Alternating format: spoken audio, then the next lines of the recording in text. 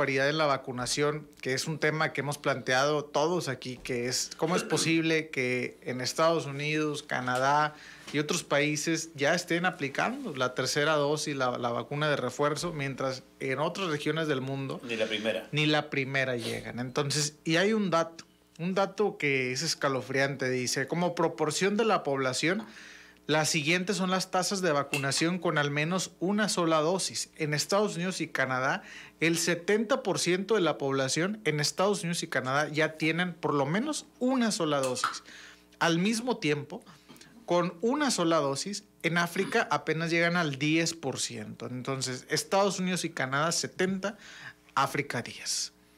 Eso es en su conjunto, ese es el continente africano, pero si lo vemos segmentado por países, hay algunos países, incluso no nos vayamos tan lejos, Haití mismo, aquí cerca, Haití y otros países de la Unión de Latinoamérica que no tienen ni siquiera el 1%.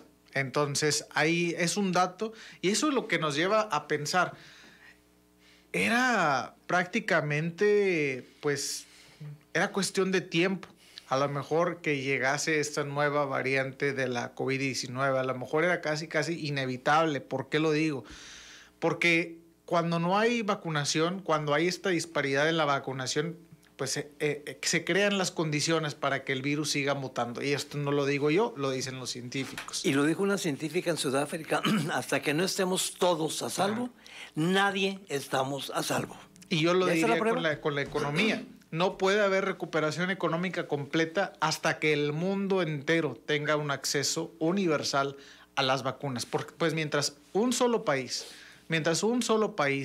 tenga este riesgo permanente, riesgo alto, porque riesgo siempre va a haber, pero un riesgo alto, descontrolado, desproporcionado, mientras un solo país lo tenga, nadie estará a salvo en esta cuestión económica. ¿Por qué? Porque siempre vamos a tener una nueva variante. Y eso, ¿por qué es tan importante esto para la economía? ¿Por qué? Porque crea nuevamente los riesgos de un cierre y unas afectaciones a los negocios. Pero ahí te va, tú comentabas ahorita la disparidad que hay entre la disposición de vacunas o la disponibilidad de vacunas entre los países. Nosotros hablamos de más del 50%, Estados Unidos 70%, Alemania 70%, por ahí. Así es.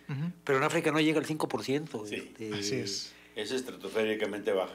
Y eso es muy grave, ¿no? Es muy grave, güero, porque mientras un solo país...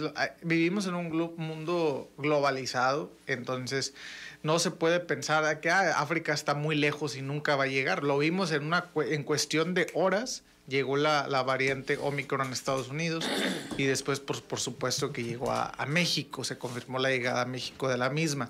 Y creo que aquí cabe destacar, me gustó mucho una frase que emitió el presidente Biden. Dice, la variante Omicron es causa de preocupación, pero no es causa de pánico.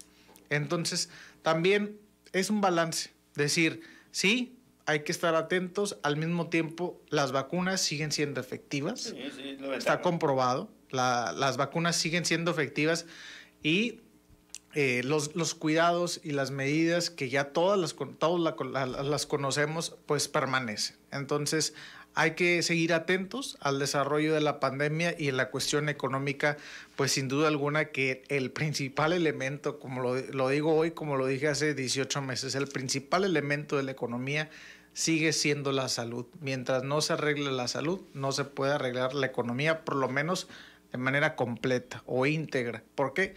Porque hay algunos países que ya se han ido recuperando, eso es obvio, porque ya no están las medidas del año pasado, pero el riesgo permanece. Y no nos vamos a poder recuperar por completo hasta que logremos atender el problema de salud, el problema de la pandemia. Primero la salud, después la economía. Ese es el mensaje de esta mañana, Miguel Ángel, amigos, que dejo a su consideración, Mes. Sí, no, total.